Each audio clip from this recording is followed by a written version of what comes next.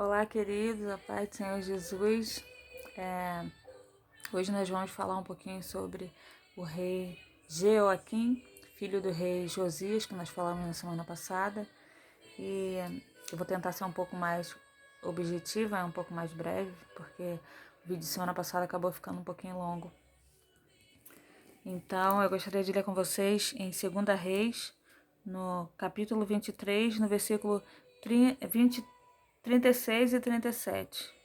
2 Reis, capítulo 23, versículo 36 e 37. E diz assim: Tinha Joaquim 25 anos de idade quando começou a reinar, e reinou 11 anos em Jerusalém. E era o nome de sua mãe Zebida, filha de Pedaías de Rumá. E fez o que era mal aos olhos do Senhor. Então, infelizmente, Jeoaquim não seguiu o exemplo de seu pai, que fez o que era bom aos olhos do Senhor, né? Como diz 2 Reis, no versículo 22, no capítulo 22, versículo 2, que diz: E fez o que era reto aos olhos do Senhor, e andou em todo o caminho de Davi, seu pai, e não se apartou dele, nem para a direita e nem para a esquerda. Né? Então, infelizmente, Joaquim foi um rei muito mau, um rei que não andava com Deus, que não queria compromisso nenhum com Deus, não queria saber das leis do Senhor. Ele governava ao seu bel prazer, né? Ele governava para ele mesmo, conforme os seus interesses, conforme as maldades do seu coração, né? Ele não tinha nenhum temor a Deus, não tinha compromisso com Deus. Ele trouxe de volta, né, tudo que estava de errado no reinado do pai dele, né? Idolatria, maldade, violência, exploração do seu povo, tudo que estava em desacordo com a palavra de Deus, ele trouxe de volta no reinado dele. E então o Senhor envia através de Jeremias, né, um rolo ali com a profecia, e quando ela é lida diante do rei Joaquim, ele desprezou a palavra do Senhor, ele rasgou a palavra literalmente e a queimou, mostrando ali, declarando diante do seu povo, diante de Deus, seu total desprezo pela palavra, né? E ao invés dele se consertar diante daquela palavra, né, ele manda que capturassem Jeremias, né? Ele se revolta contra Jeremias e manda ali que o jogasse no cárcere, né? Depois ele tenta matar também, porque veio uma segunda vez a profecia contra ele, né? Ele recebeu essa palavra, ele ao invés de se consertar, ele se revoltou. E aí, novamente, e teve essa atitude de rasgar e queimar a palavra, então o Senhor envia novamente a palavra, uma mensagem a ele, perdão, não só repetindo todas as coisas que ele havia dito antes, mas também falando para ele, confirmando que, porque ele ouviu aquelas palavras e não teve a humildade de se arrepender, né, de se humilhar, ele desprezou a palavra do Senhor, queimou, rasgou ali, teve total desprezo pelo Senhor, pela sua palavra. Então, aquelas coisas aconteceriam e ele seria entregue nas mãos dos inimigos dele, que se levantaria contra ele, né? Outros reinos se voltariam contra ele e prevaleceriam, né? Iriam destruí-lo. Destruir o rei, o seu reinado, sua cidade, tudo seria destruído.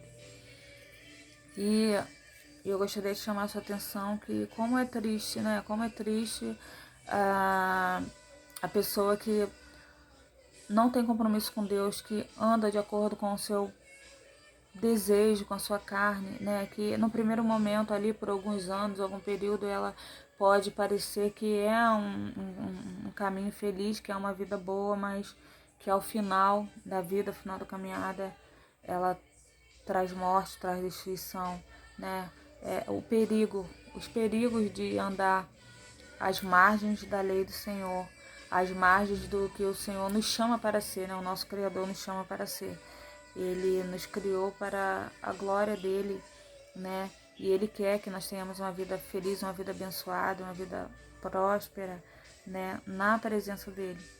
Tudo isso é resultado de uma vida de obediência com Deus. Então nós precisamos do nosso Deus. Não há nada que a gente precise que esteja fora dele. Qualquer caminho que a gente tome que esteja fora da presença dele é caminho de destruição e morte para nós, né? Gostaria de voltar com você lá no livro de Deuteronômio, capítulo 30, né, no versículo 15, que diz assim: Vês que hoje te tenho proposto a vida e o bem, a morte e o mal. Porquanto te ordeno hoje que ames o Senhor teu Deus, que ande nos seus caminhos e que guardes os seus mandamentos e os seus estatutos e os seus juízos, para que vivas e te multipliques. E o Senhor teu Deus te abençoe na terra a qual passais a possuir. Então essa foi uma palavra também enviada através de Moisés ao povo de Israel, né? Uma palavra de conserto ali para a vida daquele povo. E o Senhor, ele coloca essa opção, olha, embora ele pudesse, ele tivesse poder e autoridade para fazer com que eles andassem no caminho que lhe agradava, para cumprir a sua lei, não, o Senhor, ele põe essa escolha diante de nós, né? Foi assim com o povo de Israel e assim como conosco hoje. Ele nos dá essa escolha ele põe dois caminhos diante de nós, um caminho de vida, né? E o caminho de morte, de vida e bênçãos, vida e prosperidade, ou o caminho de destruição e morte, o caminho do mal, né? Quem escolhe somos nós, não é verdade? Então, aí tem aqui essa palavra, e no 17 tem aqui, ó: porém, se o teu coração se desviar e não quiseres dar ouvidos e fores seduzido para te inclinares a outros deuses e os servires, então eu denuncio hoje que certamente perecerás, não prolongarás os dias na terra a que vivais, passando do Jordão para que, entrando nela, a possuas. Então aqui o Senhor fala, olha, se você não der ouvido, se vocês não derem ouvidos à minha palavra, né? Se vocês se deixarem seduzir por outros deuses, então vocês, né, certamente sofrerão juízo, né? E essa questão aqui dos outros deuses também, que eu queria falar com vocês também, que a gente quando fala assim, servir outros deuses, a gente pensa logo, né, numa imagem, né, em alguma outra religião ou seita, alguma coisa assim, mas não necessariamente seja isso, não necessariamente se trata disso. Pode ser esse outro Deus que eu posso adorar, né, dando ao lugar de Deus na minha vida, né, que na palavra fala: amarás o Senhor teu Deus de todo o teu coração, de toda a tua alma, teu entendimento. Esse é o primeiro mandamento. Então, tudo aquilo, amarei primeiramente, né? O primeiro lugar na minha vida, no meu coração, deve ser de Deus. Então, se eu dou lugar a qualquer outra coisa que não seja Deus na minha vida, se eu dou o primeiro lugar, esse aí é um Deus que se levanta, né? Esse aí é um Deus, eu estou sendo idólatra. Então, esse Deus pode ser, esse ídolo, né? Esse é um ídolo. Então, pode ser a minha própria vida, né? Eu posso me amar mais do que a Deus, né? Eu posso amar mais o meu trabalho, posso amar mais a minha família, posso amar mais os meus filhos, amar mais o meu marido, né? Então, qualquer coisa que eu dou o primeiro lugar na minha vida, né? Tirando o lugar de Deus, que deve estar em primeiro lugar, isso aí é um ídolo, né? Isso aí é um Deus que eu coloco, é um altar de adoração ali que eu coloco. Eu tiro o Deus do centro da minha vida, eu tiro o Deus ali do lugar que é devido a ele, o primeiro lugar, e coloco essa outra coisa, isso se torna para mim um ídolo. Então eu estou desprezando o meu Deus. Então a gente precisa tomar esse cuidado, né? A gente precisa dar o primeiro lugar a Deus. Nós precisamos valorizar a palavra de Deus, toda ela, não só uma página ou outra, uma página que me agrada, né? E desprezar aquela página que me corrige, que me exorta, que me chama ao conserto, né? Que me coloca de volta no caminho. Então a gente precisa valorizar isso, a gente precisa priorizar e valorizar a Deus e a sua palavra, né? E aqui no capítulo 3 de Apocalipse, no versículo 20, diz assim: Eis que estou à porta e bato, e se alguém ouvir a minha voz e abrir a porta, entrarei em sua casa e com ele cearei e ele comigo. Então Jesus nos fazendo um convite: olha, estou batendo a porta do seu coração, a porta da sua vida. Se você abrir, olha, se você abrir, eu vou entrar e vou transformar tudo, vou fazer tudo novo.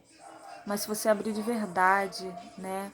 Não basta eu levantar a minha mão e dizer que aceitei, que reconheço Jesus como Senhor e Salvador da minha vida, e ter até uma vida aparentemente, né, voltada para Deus, mas se meu coração ele estiver sujo, se na verdade ele não reina aqui no meu coração, ele não reina na minha vida, né? Que o mais importante de tudo é o nosso relacionamento com Deus, né? Realmente a gente dá lugar a ele, o servir, o adorar em espírito e em verdade, não a vida de aparência, mas o servindo em espírito e verdade. Então, eu te faço esse convite hoje. Se você ainda não aceitou Jesus na sua vida, dê essa oportunidade, abra a porta do seu coração e deixe Jesus fazer morada no teu coração e fazer tudo novo, né? E se você já recebeu, então que você possa ser avivado, né? Que você possa verdadeiramente ver, permitir que essa palavra, que a palavra de Deus ela te corrija, te exorte, né? E conserte, ponha no lugar aquilo que está fora do lugar, aquilo que precisa ser consertado e que a gente possa realmente ter uma vida voltada para Deus, que a gente possa realmente ser avivados pela palavra de Deus, que o Espírito Santo de Deus nos convença do nosso pecado, da justiça, do juízo, que a gente possa pôr em prática a palavra de Deus na nossa vida, de Gênesis e a Apocalipse, não desprezando nenhuma página da Bíblia, nenhum ensinamento, né? Que a gente possa verdadeiramente priorizar. E aqui fala, olha, no versículo 21 diz assim, Jesus continua dizendo, falando, ó, ao que vencer, lhe concederei que se assente comigo no meu trono, assim como eu venci e me assentei com o meu Pai no seu trono. Quem tem ouvidos, ouça o que o Espírito diz às igrejas. Então, Jesus nos oferece vida, vida e vida em abundância, né? É isso que ele nos oferece. Nosso destino certo era destruição e morte. Ele veio, ele nos ensinou a ter uma vida de obediência a Deus. Ele morreu por nós ali, se entregando voluntariamente ali na cruz do Calvário, né? Garantindo que nós tivéssemos, né, vida, né? Porque ele morreu e ele venceu a morte, ele subiu aos céus glorificado, né? Ele ressuscitou e subiu aos céus glorificado. Então, ele não permaneceu morto, ele vive hoje, ele está sentado ao lado do Pai, lá à direita, né, do Pai, intercedendo por nós. Nos deixou o Espírito Santo de Deus que anda conosco todos os dias, que faz morada em nós, que habita dentro de nós, nos convence dos nossos pecados, da justiça e do juízo de Deus, à medida que nós damos lugar para isso. E nós precisamos, né, dar ouvido à palavra de Deus, deixar que ela faça parte da nossa vida, né, para que a gente possa ter um caminho de avivamento, né, que os crentes de hoje sejam avivados, aqueles que não conhecem, que ainda não têm esse relacionamento com Deus, ainda não receberam em sua vida, que possam também sair da morte do pecado, né, e vir para a vida, né, através de Cristo Jesus, pela graça do Senhor Jesus, também receber a coroa da vida no dia que o Senhor Jesus voltar para nos buscar, né? Isso que ele nos promete aqui, ó. Ao que vencer, lhe concederei que se assente comigo no meu trono, assim como eu venci e estou assentado no trono do meu Pai, né? Quem tem ouvidos, ouça. Então, ele nos garante salvação eterna, ele nos garante vida, né? Então, o principal é o depois, não é o aqui, né? A gente não pode se apegar a palavras e querer uma vida só de bênçãos e vitórias aqui, né? Claro que nós seremos abençoados porque é uma vida de obediência, né? É uma vida abençoada. Isso não quer dizer financeiramente. Claro que Deus nos abençoa financeiramente, mas não quer dizer que se você for crente você vai morar numa mansão, que você vai ter um carrão do ano, que você vai ser próspero, sabe? Você vai ter o necessário, o suficiente para você viver bem, para você não passar necessidade, né? Se Deus tiver que te abençoar de uma outra forma, sim, mas isso não deve ser o principal da sua vida. Você não deve buscar a Deus para ser rico para ser próspero financeiramente, mas você deve buscar para você ser salvo, né? Você tem uma vida que agrada a Deus e você ser salvo, né? Então, que Deus te abençoe, rica e abundantemente, que o Senhor te guarde, que o Senhor guarde sua mente, seu coração, que a partir de hoje você possa buscar a ler, conhecer a palavra de Deus, e não só ler, mas colocar em prática a palavra de Deus, que você possa viver em espírito e em verdade diante de Deus e da sua palavra. Amém? Um grande abraço, fica com Deus, até a próxima semana.